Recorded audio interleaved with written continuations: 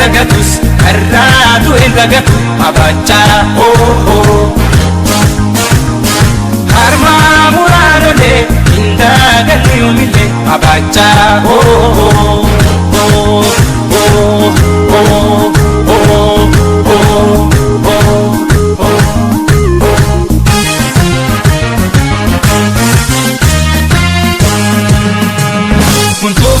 Manena makalela miko ajese kalubu jiru kidise binesa yachise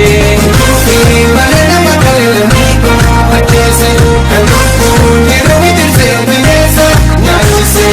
Dura patumini likiyo mide gochisa sununu fayina madanke nagadanisa Dura patumini likiyo mide gochisa sununu fayina madanke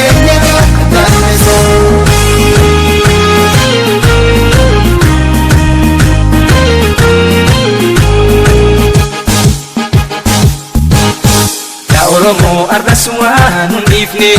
Oromo arrasuan unifne Akawan ufirra dorku dadamne Akawan ufirra dorku dadamne Kabadu lamudi nasomne Ega jallisun kenan tolle hafan mannunu wali galle Ega jallisun kenan tolle hafan mannunu wali galle Ega jallisun kenan tolle hafan mannunu wali galle Ega jallisun kenan tolle hafan mannunu wali galle Minili nuftina gochasa nibeena Minili nuftina gochasa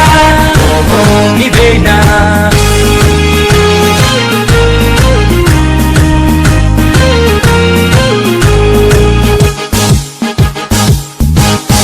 Arrajese dagatus arraatu edagatu abachaa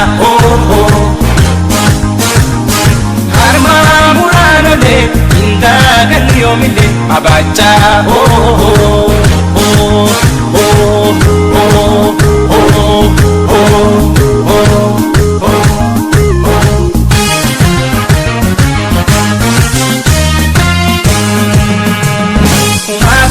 Jame kofitani lamiko Oromo Kumasan Kosong basin ibni lamike Yakobo Kumasan Jame kofitani lamiko Oromo Kumasan Kosong basin ibni lamike Yakobo Yartun Tanafa malenu tutriti Hubata Jalifne